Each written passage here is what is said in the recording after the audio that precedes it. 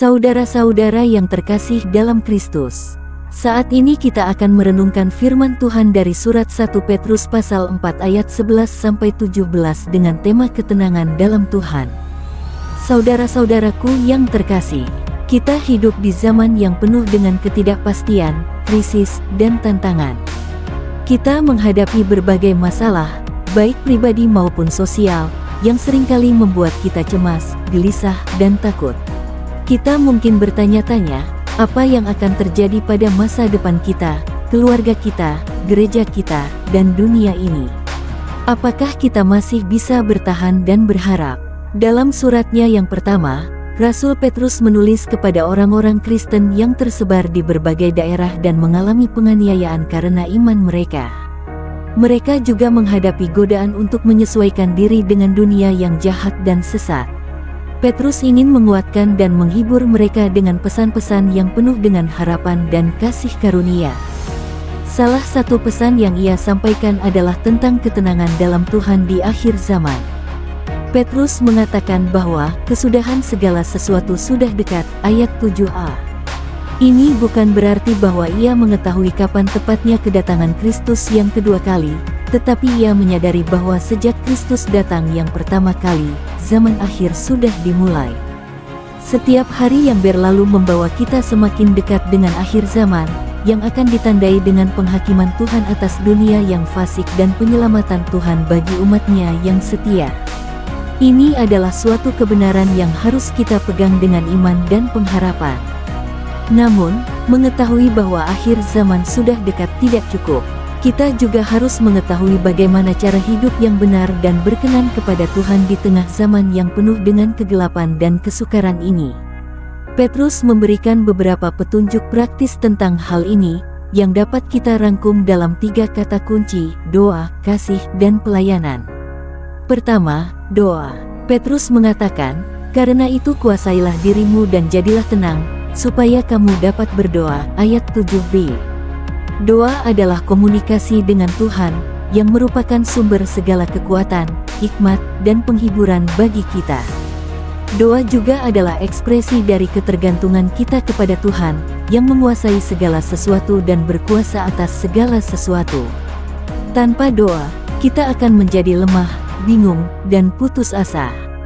Oleh karena itu, kita harus menjaga kehidupan doa kita dengan menguasai diri kita dari segala hal yang dapat mengganggu atau menghalangi doa kita, seperti dosa, hawa nafsu, kekhawatiran, atau kesibukan. Kita juga harus menjaga ketenangan hati kita dari segala hal yang dapat menggoncang atau menakutkan kita, seperti berita buruk, ancaman, atau fitnah.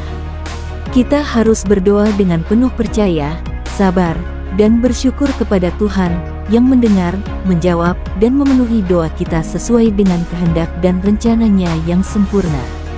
Kedua, kasih. Petrus mengatakan, "Tetapi yang terutama, kasihilah sungguh-sungguh seorang akan yang lain, sebab kasih menutupi banyak sekali dosa. Berilah tumpangan seorang akan yang lain dengan tidak bersungut-sungut," ayat 8-9. Kasih adalah buah roh yang harus kita tunjukkan dalam hubungan kita dengan sesama orang percaya. Kasih juga adalah tanda bahwa kita adalah murid-murid Kristus, yang telah mengasihi kita terlebih dahulu dan mengorbankan dirinya bagi kita. Dengan kasih, kita dapat saling mengampuni, menolong, dan melayani satu sama lain, tanpa memandang perbedaan, kesalahan, atau kekurangan. Dengan kasih, kita dapat saling menerima, menghormati, dan menghargai satu sama lain, tanpa mengeluh, mengkritik, atau menuduh. Dengan kasih, kita dapat saling menguatkan, menghibur, dan menyemangati satu sama lain, tanpa iri, dengki, atau benci. Dengan kasih, kita dapat menjaga persatuan, damai, dan harmoni di antara kita, tanpa perpecahan, pertengkaran, atau permusuhan. Ketiga, pelayanan. Petrus mengatakan, "Setiap orang, sesuai dengan karunia yang diterimanya, hendaklah melayani yang lain sebagai pengurus kasih karunia Tuhan yang beraneka ragam." Jika ada orang yang berkata-kata, hendaklah ia berkata-kata seperti perkataan Tuhan. Jika ada orang yang melayani, hendaklah ia melayani dengan kekuatan yang dikaruniakan Tuhan, supaya dalam segala sesuatu Tuhan dipermuliakan oleh Yesus Kristus. Bagi Dialah kemuliaan dan kuasa sampai selama-lamanya. Amin. Ayat 10-11. Pelayanan adalah tanggung jawab yang harus kita lakukan sebagai umat Tuhan yang telah menerima karunia-Nya yang beraneka ragam. Karunia Tuhan adalah anugerah khusus yang diberikan Tuhan kepada setiap orang percaya, baik berupa kemampuan, bakat, atau kesempatan yang dapat digunakan untuk membangun tubuh Kristus dan memberitakan Injil Kristus.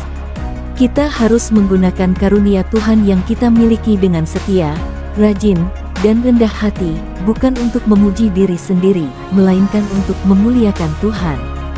Kita harus menggunakan karunia Tuhan yang kita miliki dengan bijaksana, kreatif, dan efektif, bukan untuk memenuhi kepentingan sendiri, melainkan untuk melayani sesama. Kita harus menggunakan karunia Tuhan yang kita miliki dengan bersyukur, gembira, dan penuh kasih, bukan untuk mengelak dari penderitaan, melainkan untuk mengikuti teladan Kristus. Saudara-saudara yang terkasih, kita tidak tahu kapan akhir zaman akan tiba. Tetapi kita tahu bahwa Tuhan sudah menyiapkan segala sesuatu untuk menyambut kita di rumah-Nya yang kekal. Kita juga tahu bahwa Tuhan sudah memberikan segala sesuatu yang kita perlukan untuk hidup di dunia ini dengan ketenangan, kasih, dan pelayanan. Marilah kita berdoa, saling mengasihi, dan melayani dengan karunia Tuhan, sehingga kita dapat menjadi saksi dan garam bagi dunia yang membutuhkan Kristus. Marilah kita berpegang teguh pada janji dan kuasa Tuhan, sehingga kita dapat menghadapi segala tantangan dan krisis dengan iman dan pengharapan. Marilah kita memuliakan Tuhan dalam segala sesuatu, sehingga kita dapat menyenangkan hati-Nya dan menerima pujian-Nya di hari akhir.